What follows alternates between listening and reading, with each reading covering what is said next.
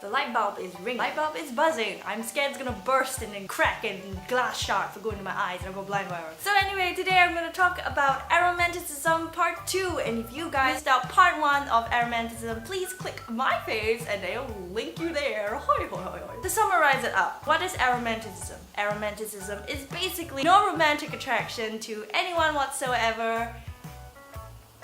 There we go, it stopped buzzing, thank you. Today on part 2 of this series, I decided to stitch up any of the loose strings that I have not in the past episodes. Basically, in the big spectrum of gender identity, Aromanticism has a huge spectrum in its own. I do know that I'm not an expert, I'm not a professional, this is just me speaking out as to what I know about it, because I am an aromantic asexual. So this morning I was listening to a podcast and it told me something really interesting, a little tidbit for you guys. Platonic relationships, the word platonic, the origins of platonic actually came from a philosopher called Plato. He wrote a book called Plato's Symposium. He talked about how love can be broken down into various stages.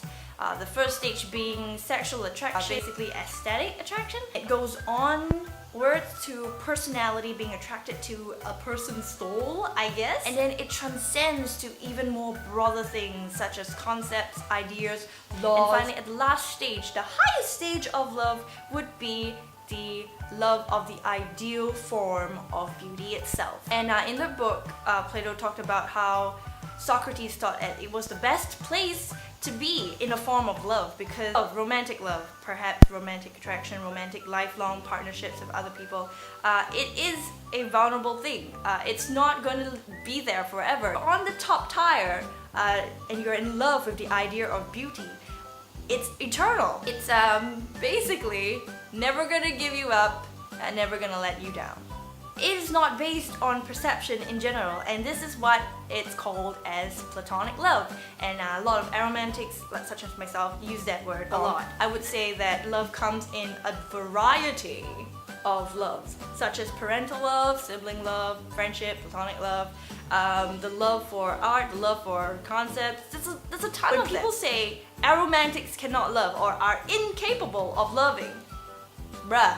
A lot of questions regarding aromanticism because the thing is, we can't really pinpoint exactly what makes an aromantic other than the summary of having no romantic attraction whatsoever. I'm gonna kind of list it down for you guys so you guys know there's not only one specific kind of aromantic.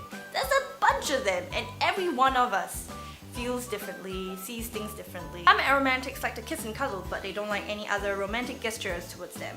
Some of them don't even want to be touched at all. I know some who are like that. Everybody is unique and different. The most important thing to remember is to respect them. Always know that indeed they are all, each and every one of them are valid and not to be pushed aside and to be thought of as a phase or having some kind of identity midlife crisis. So, let me teach you some of the little terms aromantics use.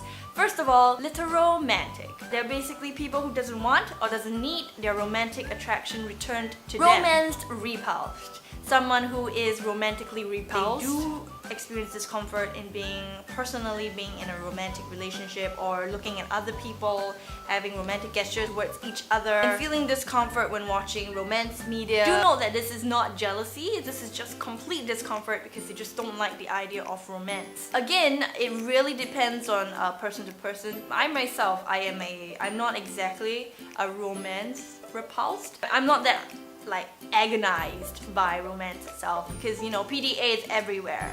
I can't really do anything about that.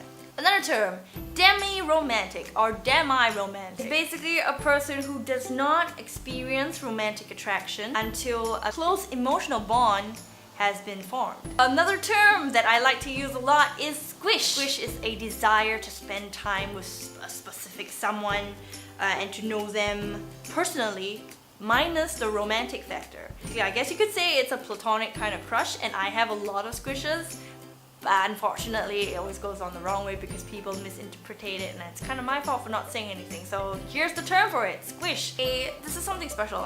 It's called a queer platonic relationship in which A relationship is not romantic, but involves a close bond, emotional connection beyond what people might perceive as friendship. People in a queer platonic relationship, it's kind of similar to that of a romantic relationship. So people in a queer platonic relationship may be of any romantic or sexual orientation. Finally, one of my favorite terms, duccini. It sounds cute, but it's basically a term used to refer to a partner in a queer platonic relationship. Roughly equivalent to saying your boyfriend or your girlfriend, but you know, come on. Duccini. Isn't that cute? Just saying that word is so cute. More terms. There are definitely more terms, but if you guys want to find out more, do check out the links in the description below. Finally, to wrap it all up, I'm gonna tell you guys, I found out that I was aromantic. And it started only a few years back. I didn't know I was a child back then. I didn't know about the different terms. I didn't know about homosexuality or any of that because nobody taught me about it. The internet is a great source of help. And I found out on Tumblr that there are different orientations. I read about aromanticism.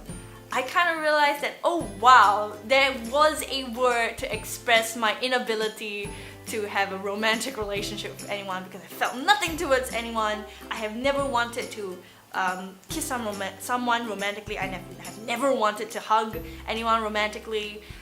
My love only goes so far to being a friendship sort. And I think that's pretty good enough. I'm not interested in girls or guys romantically at all. And I feel like being in love with, you know, my muse, the only thing I need.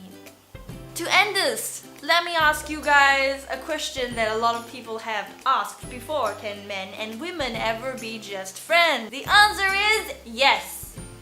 Super peace. So that's the end of the video. Finally, I decided to film something today because I woke up really early. I post up videos every Friday. Don't forget, my name is Evelyn and I will see you guys next week. Bye-bye!